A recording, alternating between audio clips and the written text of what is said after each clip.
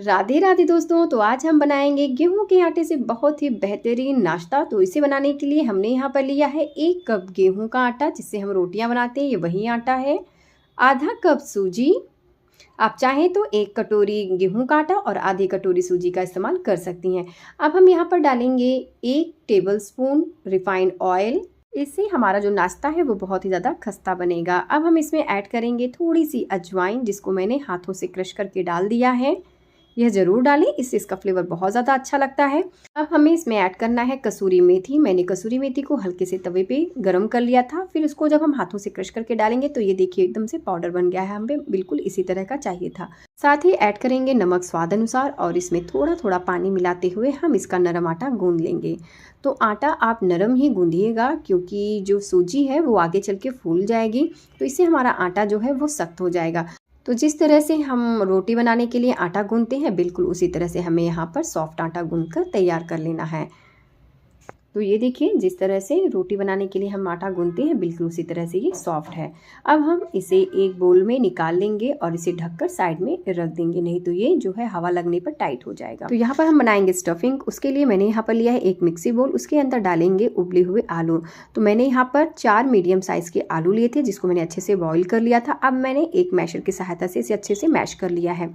अब यहाँ पर ऐड करेंगे कुछ मसाले, जिसमें मैंने लिया है आधा चम्मच लाल मिर्च पाउडर, 1 चम्मच धनिया पाउडर, थोड़ा सा हींग, 1 चम्मच सौंफ पाउडर। इसे ज़रूर डालिए, इससे इसका फ्लेवर बहुत ज़्यादा अच्छा लगता है। थोड़ी सी काली मिर्च। इसे और चटपटा बनाने के लिए हम इसमें ऐड करेंगे 1 चम्मच चाट मसाला पाउडर, आधा चम्मच आमचूर पाउडर, नमक स्वाद अनुसार, और यहाँ पर खूब सारी फ्रेश हरी धनिया का हमने यहाँ पर इस्तेमाल किया है। अब हमें इन सभी चीज़ों को आपस में अच्छे से मिक्स करना है, ताकि आलू के अंदर जो हमने यहाँ पर सभी मसाले डाले हैं वो अच्छे से मिल जाएं। तो यहाँ पर हमारी जो स्टफिंग है वो बनकर तैयार हो गया है। अब हम लेंगे आटा जो हमने गूंद कर यहाँ पर रखा था। तो ये देखिए कितना टाइट हो गया है। अब हमने यहाँ पर लिया है एक चौकी, इस पर हम रोटियां बनाते हैं। मैंने इसके ऊपर थोड़ा सा तेल लगा दिया था, क्योंकि हम यहाँ पर परोठन का इस्तेमाल नहीं कर रहे हैं।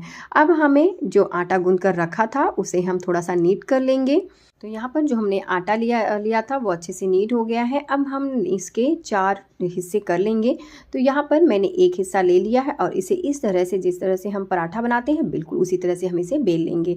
तो ये देखिए, हमें इससे इतना ही पतला रखना है, इसे बहुत ज़्यादा मोटा भी मत रखिएगा और ना ही बहुत ज़्यादा पतला।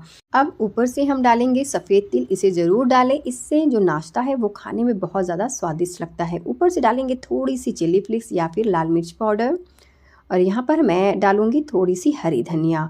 तो यहाँ पर धनिया डालने के बाद हम एक बेलन की सहायता से इसे अच्छे से दबा देंगे, ताकि यह आटे के अंदर अच्छे से चिपक जाए। तो ये देखिए, ये बहुत ही अच्छी तरह से चिपक गया है। अब हम इसे पलट लेंगे और एक बार फिर से हम इसी तरह से बेलन चला लेंगे। अब हमने यहाँ पर लिया है 1 ग्लास, आप चाहें तो 1 कटर या फिर कटोरी भी ले सकते हैं, और इस तरह से मैं इसके 4 हिस्से कर लूँगी। तो यहाँ पर मैंने इस तरह से बना लिया है। अब इसके जो एक्स्ट्रा है उसको मैं निकाल लूँगी। तो यहाँ पर जो ये एक्स्ट्रा है इसको हम उसी आटे में ऐड कर देंगे।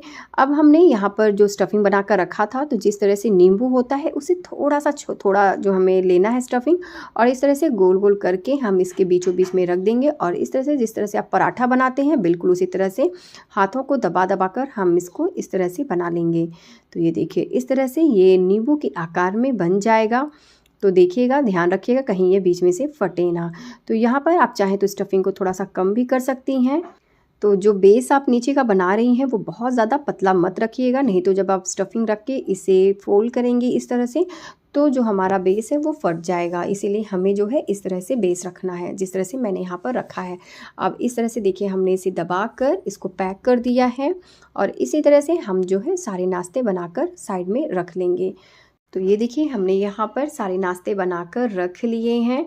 अब हमने लिया है यहाँ पर एक अप्पे पैन, इसे हमने अच्छे से गरम कर लिया है, और उसके बाद हम यहाँ पर थोड़ा थोड़ा तेल जो है सभी इसमें डाल देंगे।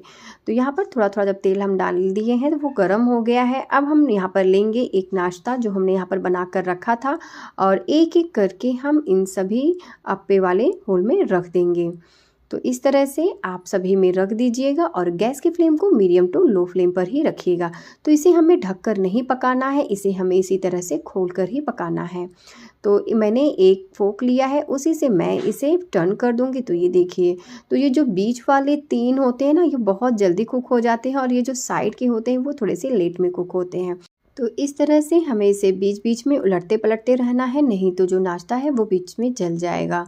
तो इसे बनाना बहुत ज़्यादा आसान है, आप इसे झटपट बनाकर तैयार कर सकती हैं। ये देखिए, तो यहाँ पर जो हमारा एक नाश्ता है वो बनकर तैयार हो गया था। तो मैं इसे एक एक करके हम इसे प्लेट में रख लेंगे। तो यहाँ पर हमने सारे गेहूं के नाश्ते बनाकर तैयार कर लिए हैं। ये आपको कैसा लगा आप हमें ज़रूर बताइएगा।